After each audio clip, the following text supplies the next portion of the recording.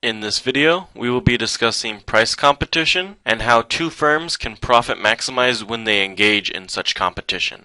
Here we have two companies that are engaging in price competition, and we're asked to find the profit of each firm that is engaging in price competition, and then we're also asked to find the profit of each firm if they were to engage in collusion. And they give us a price function of 250 minus 0.5q, and then a total cost function of 450 plus 6qi plus 0.25qi squared, where qi can represent either qa or qb in this case. Okay, so first things first. We know that q equals qa plus qb. So knowing this, we can rewrite our price function. So we have price equals 250 minus 0.5 times the quantity of QA plus QB. And if we were to distribute that negative 0.5, we can rewrite our price function as price equals 250 minus 0.5 QA minus 0.5 QB. And since we're engaging in price competition, we compete with our prices. So both firms would be lowering their price more and more until they can't lower their price anymore. So as a result of lowering their prices, they end up hitting a point of price equals marginal cost, and it can be marginal cost A or marginal cost B depending on the firm. And this is how they profit maximize. So we have our total cost function for both firms. That is what the I represents, as it can either be A or B in this case. And we have our total cost function of 450 plus 6qi plus 0.25 qi squared.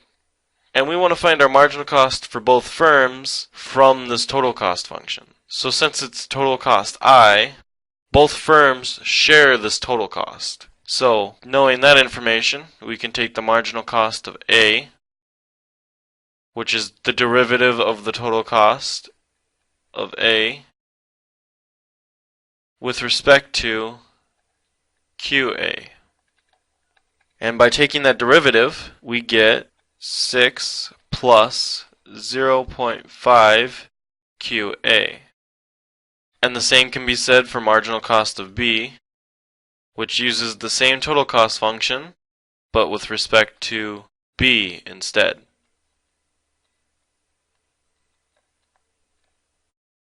And so we get 6 plus 0.5 QB.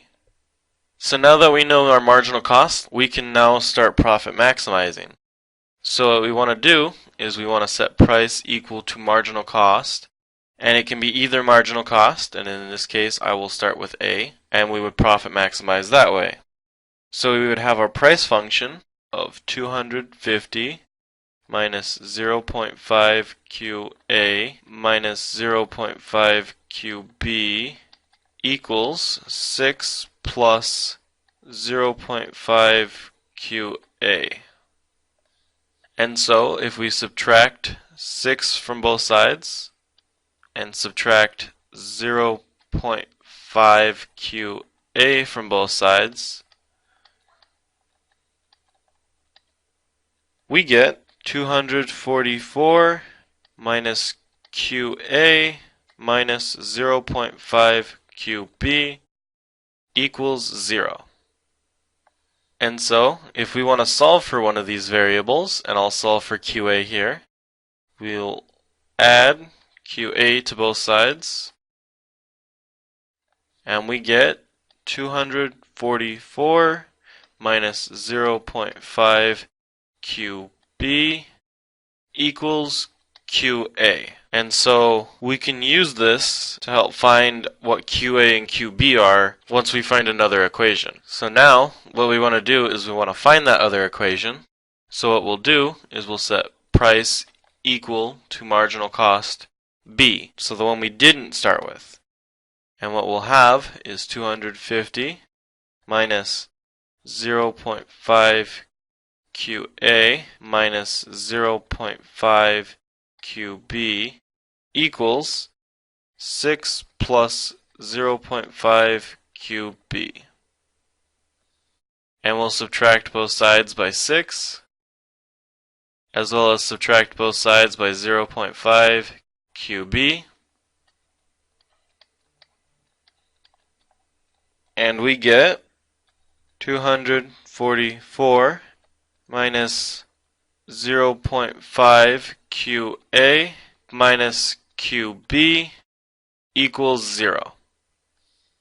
So we know what QA is, so we can substitute it into our equation. So we have 244 minus 0.5 times 244 minus 0.5 QB minus QB, and that equals 0. And if we distribute that 0.5, we have 244 minus 122 plus 0.25 QB minus QB, and that equals 0.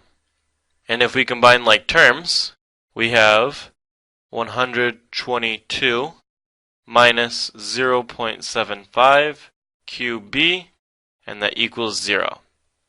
So what we can do is add 0.75 QB to both sides.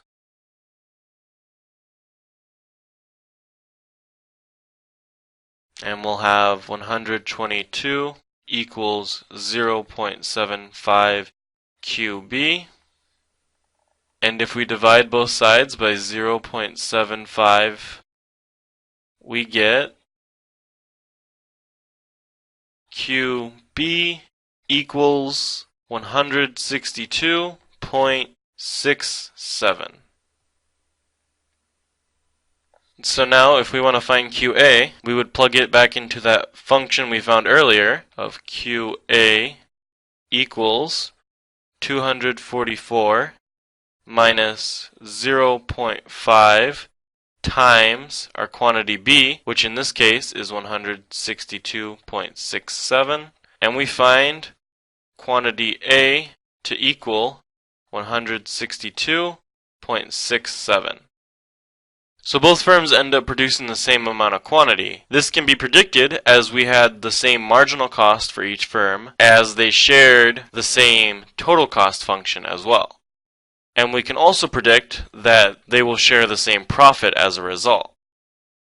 So now we want to find our price, and we can find our price by using that price function we started the problem with. So we have price equals 250 minus 0.5 times Q, which is QA plus QB, so that would be 162.67 plus 162.67.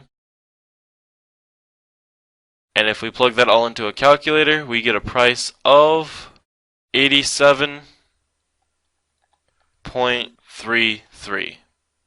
So both firms would charge $87.33 for whatever good they are producing.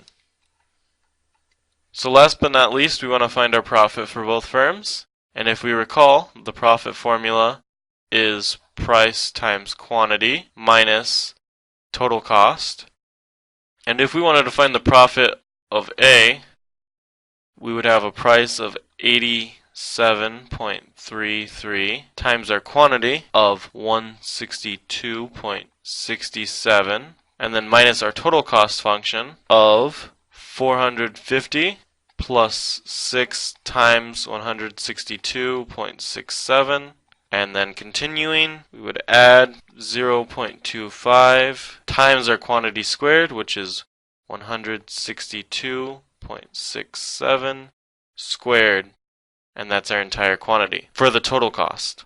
And if we plug that entire thing into a calculator, we get a profit of A equals 6,164.46 0.57.